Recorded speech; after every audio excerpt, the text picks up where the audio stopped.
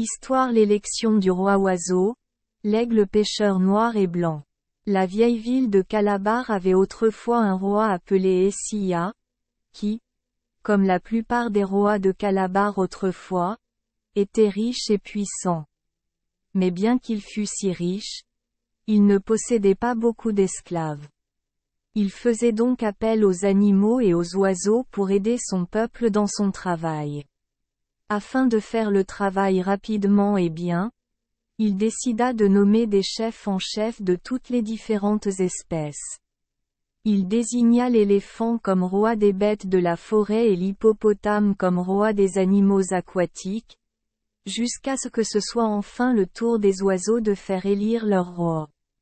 Essia réfléchit un moment quelle serait la meilleure façon de faire un bon choix, mais n'arrivait pas à se décider tant il y avait d'oiseaux différents qui considéraient tous avoir des prétentions. Il y avait le faucon au vol rapide, et parmi les faucons il y avait plusieurs espèces.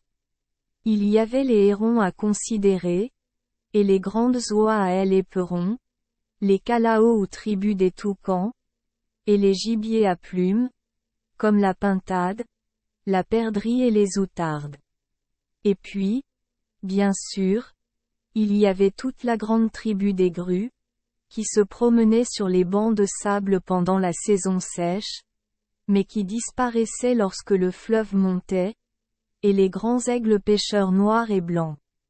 Lorsque le roi pensa à la tribu des pluviers, aux oiseaux de mer, y compris les pélicans, aux colombes et aux nombreux oiseaux timides qui vivent dans la forêt, qui tous envoyaient des réclamations, il fut si confus qu'il décida d'avoir un épreuve par épreuve de combat, et il fit savoir dans tout le pays que tous les oiseaux se réuniraient le lendemain et se battraient entre eux, et que le vainqueur serait connu comme l'oiseau roi pour toujours. Le lendemain matin, plusieurs milliers d'oiseaux sont venus, et il y a eu beaucoup de cris et de battements d'ailes.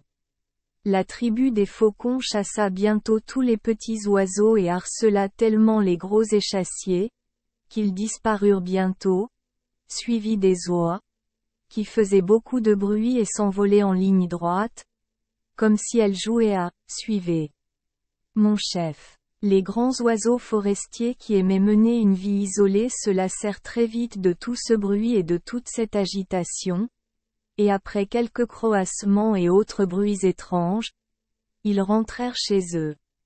Le gibier à plumes n'avait aucune chance et se cachait dans la brousse, de sorte que très vite les seuls oiseaux qui restaient étaient les faucons et le grand aigle pêcheur noir et blanc, perché sur un arbre, observant calmement tout.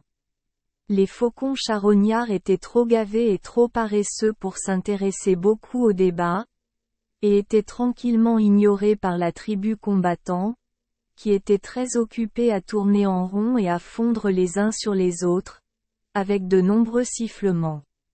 Ils montèrent de plus en plus haut, jusqu'à disparaître hors de vue.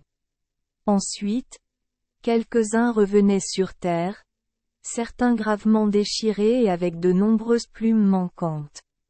Finalement, l'aigle pêcheur dit: « Quand vous en aurez fini avec cette bêtise, dites-le-moi, et si l'un d'entre vous s'en prend à vous, venez me voir, et je réglerai une fois pour toutes vos chances d'être élu chef-chef. » Mais quand ils virent son bec terrible et ses griffes cruelles, connaissant sa grande force et sa férocité, ils cessèrent de se battre entre eux et reconnurent l'aigle pêcheur pour leur maître. Essia déclara alors qu'Ituin, qui était le nom de l'aigle pêcheur, était le chef en chef de tous les oiseaux, et devrait désormais être connu comme l'oiseau roi. Depuis cette époque jusqu'à nos jours, chaque fois que les jeunes hommes du pays vont au combat, ils portent toujours dans leurs cheveux trois des longues plumes noires et blanches de l'oiseau roi, une de chaque côté et une au milieu, comme on pense qu'ils confèrent beaucoup de courage et d'habileté à celui qui les porte. Et si un jeune homme ne possède aucune de ces plumes lorsqu'il va au combat, il est vraiment considéré comme un tout petit garçon. Merci les enfants. D. Esperluette Croisillon 39. Avoir écouté des contes de fées au jour Esperluette Croisillon 39. 8. Espérons que les histoires apporteront aux enfants des moments heureux et significatifs.